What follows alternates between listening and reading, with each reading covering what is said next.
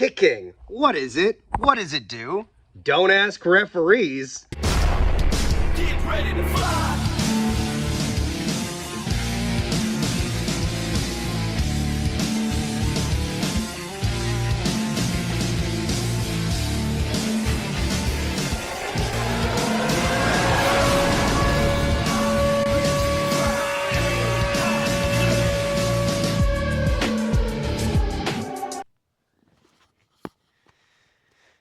Good morning, afternoon, evening, ladies and gentlemen. We're going to check and see if the mic's actually... Oh, it is picking it up. Very nice. So, Jets lose 5-2 to the Dallas Stars in a game that has glowing ramifications on how kicking motion is handled in the history of the NHL. Now, we're going to get to that later, but the bigger story is the Jets did lose. The Jets lost, unfortunately.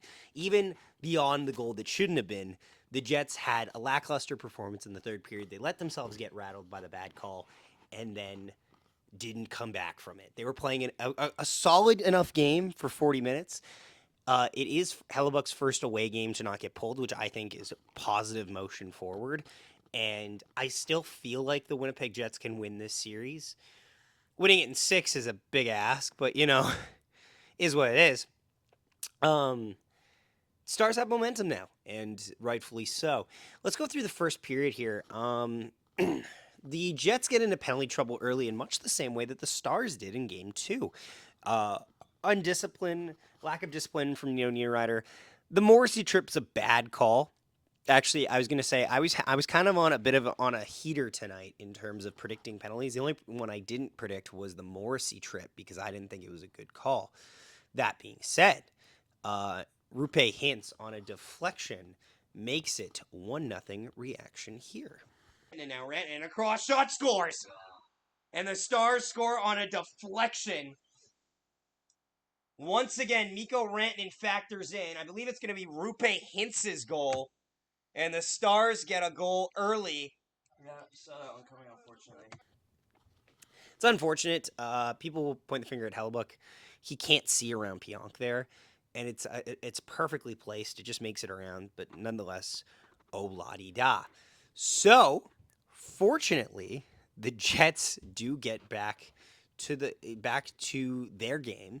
The deserved to win meter had a massive variety gap to the Stars, which is it's fine. But I did feel like Hellebuck was actually overall performed well, even despite giving up 5 tonight. I think he didn't play terribly. I'd say this is probably, in terms of his away games, easily his best performance compared to the 3 in St. Louis. And I'm not as scared of this building as I was going in. That's something to build upon. Kyle Connor gets on the board on a wraparound chance that powers through Ottinger to make it 1-1 reaction here. Shot! Deflected wide. Wrap around! Yeah! KC! Kepler! KFC! KFC! KFC! KFC! Get your shit! And then not long afterwards, though, to end out the period, the Stars do score to make it 2-1. It is Thomas Harley, where the Jets got caught flat-footed. Makes it 2-1 reaction here. What is that? Down low. Shot. Scores. Yeah. Thomas Harley makes it 2-1. Jets get a good look.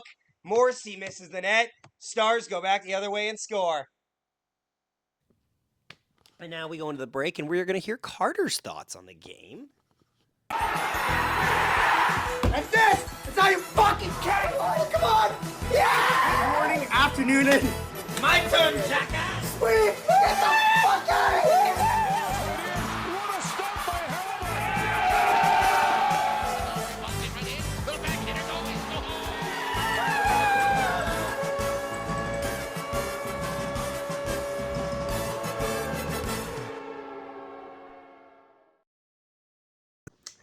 Jets fall by a score of 5-2 to the Dallas Stars. Thoughts of the game?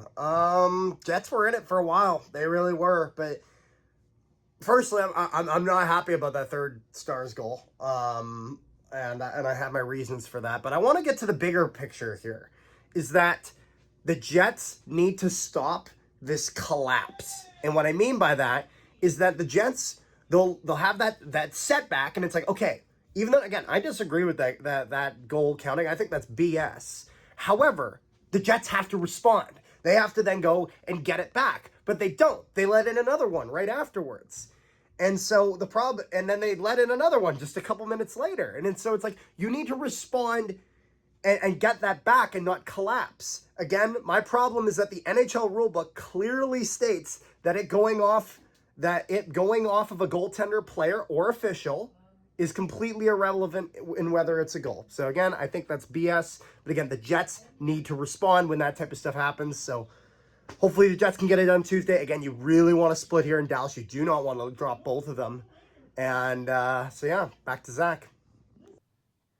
Yeah. So, second period, really solid for the Jets.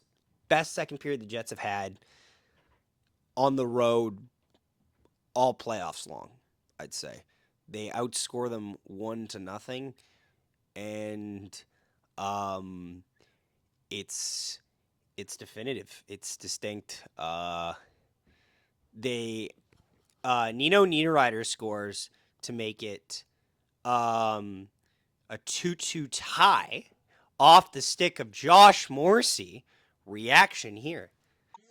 Miller over to Morrissey. Morrissey waits. Morrissey across. Yeah! Oh! Yeah! Oh my gosh! J-Mo! Yeah! J-Mo! Oh my God! Josh Morrissey! Josh Morrissey breaks the ankle to Nino Niederreiter, and we've got a tie game! Josh Morrissey, what a move! Josh Morrissey! Pat makes a beautiful move, finds it across the seam. Niederreiter, bang! 2-2 tie. So yeah, a beautiful deke by Josh Morrissey rinses Colin Blackwell, whose jock is still stuck up in the rafters. Nino Niederreiter scores to make it 2-2. We go into the third, and it unfortunately begins to fall apart. Now let's talk about the big story. Kicking is legal in the NHL now, and it's a bad. Well, first off, here's another thing that's reprehensible. Mason Marchment slashes a ref. He is going to get either the mother of all fines or he's gone a game. And I don't, what are you thinking? Like, if you're a Dallas Stars fan, you should be absolutely furious with Mason Marchment. This is dumb. This is the lowest forms of dumb. Mason Marchment, who has a reputation for flopping in the NHL, takes a hit, I want to say, from Mark Scheifele, kind of sells it, doesn't get a call, and slashes Graham Skilleter in the leg. And the commentary team was in shock. And rightfully so. You cannot do that. The last time that's happened, a guy sat for 10 games for slashing a referee. He was ejected in the game. Mason Marchment wasn't. Now, if there's no supplemental discipline on Mason Marchment, as a Stars fan, you should be worried, because now anyone can slash a ref. Anyone can slash a ref with a call they don't like. And they're all going to point at your player as the bad example of a play of when this wasn't penalized. Quite frankly, it would be like, for example, if, let's say we have a law about murder, okay? And it's very white and black rule. It's like, yeah, don't kill people or you go to jail. But one person purposefully ran over someone with their car, and the law said, well, it's technically not them, so we're going to say no killing. Now, next thing you know, everyone's running people over with their cars, and because they're pointing at the one thing. It's like in laws, they point at prior judgments as the strength of their arguments, in much the same way the NHL player safety does. They point at prior instances and look at it. This sets a dangerous standard, and this is bad for the game of hockey. So, with that being said, that's got out of the way. Let's talk about the kick. Alex Petrovic is credited with his first goal of the postseason on the year, and it's a kick. It's definitive. The commentary acknowledges it, and so does the room in the review room in Toronto. Here's the fuck up. They deem that Connor Hellebuck is responsible for the puck going in his own net. Now, here's the thing. Every single analyst, Blake Wheeler was indecisive, to put it frankly. Kevin Bieksa was appalled. John Bartlett on the broadcast couldn't believe it. They deems that Connor Hellebuck propels the puck into the net himself. However, as Marty Baron talks about on Twitter, Hellebuck should never be punished for trying to make a save on the shot. Goaltending is half proactivity and half reactionary. If the puck is coming at you, no matter how fast it's coming at you, you're going to react. You don't know that the root of the puck is a kick, or sometimes even that it's going wide. That's why shots get taken on net and goalies make saves and the shot count doesn't move, because the goalie doesn't know when the puck is going wide all the time. He makes the save regardless. Hellebuck has no inclination that the puck getting flung on net has zero danger to him, because, to be fair, it still does. The puck is going towards the front of the net. Connor Hellebuck knows he has to try to make a move at the puck, and it unfortunately hits his stick. But the reason the puck is getting flung towards the net is from a kick. And I think it's one of those things where you can say, is Connor Hellebuck intentionally defending the puck? Like intelligently. It's like in UFC. Is a fighter intelligently defending? Is Connor Hellebuck intelligently moving, or is he just reacting? Because if he's reacting to the kick, that should still be a kicking motion. Now, the problem with this is they review this for 10 minutes and get the call wrong. And then as a result of that, Mikko Rantanen scores a goal that is completely clean, but the Jets are reeling to make it. So the kicking motion goal, let's put it here if I haven't already synced it. Taken back, shot, stopped by Hellebuck, rebound, they score! Yeah. The Stars off a carom. Just unlucky. The Dallas Stars will score to make it 3-2. A lot of time here in Game 3. Okay, woman. And then Mikko Rantanen scores to make it 4-2. Legally. Now Stars are flying now. Rantanen coming in, shot, scores. Now it's not going to matter. Stars open up the score now, 4-2. Saw that coming. Hellebuck's pissed. Hellebuck's playing pissed. Jets are running around. Stars are feeding off the kicking goal. I'm just getting and they're feeling it. And then the Jets call a timeout because they're obviously reeling. Scott O'Neill didn't get a good answer. He said propel, but propel doesn't show up in the rule book once. So it's not really an argument, is it? Yeah. So it's bad. And if you're a Stars fan, same deal. If you're a Stars fan, you should be annoyed. You won this game 5-2, but everyone's talking about the kick, myself included, because it's the game-winning goal. If you're a Stars fan, you want the game-winning goal to be a Mikko Rantanen goal. You don't want it to be an Alex Petrovic kick that possibly sets a bad standard. It's bad for the game, quite simply. And it also shows that we are still miles away from understanding what is a goal and what isn't a goal, and from getting it right regularly, which is bad. Bad. Hockey's the best when people know the rules. And when the rules are changed, like they were today, it's a bad look.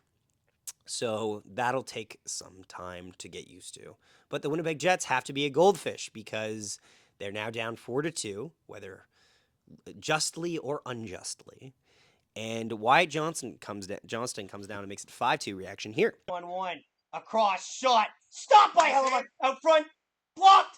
They score. Unfortunate there as Hellebuck made 2 good saves. Wyatt Johnston. Poor defending. All but ices Game 3 and makes it 5-2. A good game overall for the Jets. Just not quite enough here tonight. Jets do not let them give up. Do not give up an empty netter, which is nice, even though they had an empty net. Moral solace. And so the Jets now are basically in a win-now game, a must-win on Game 4. They have to win their first away game of the postseason because they did lose one at home in Game 1, in a game where, again, I would say they were the better team. This is the game that the Jets were good for 40 minutes, not amazing. There were some misses. Josh Morrissey misses an open net that flips off of Wyatt Johnston's sticks. Nikolai Ehlers never really got going, and there was a couple close calls there. But are they out of the series? Not by a long shot. The Winnipeg Jets are still very much in this series, and can still win it. So, is what it is. Tough one tonight. An unsettling moment in Dallas. Ramifications for the future, and hope still around. 3 stars of this game are going to go to Josh Morrissey, star number 1. The second star of this game, Kyle Connor, and third star, Nino Niederreiter. Thanks so much for watching, guys. Have a wonderful night. We'll be back Tuesday, live streaming Game 4 against the Jets and the Dallas Stars. Nikolai Ehlers chips it through, gets around, and he shoots and scores!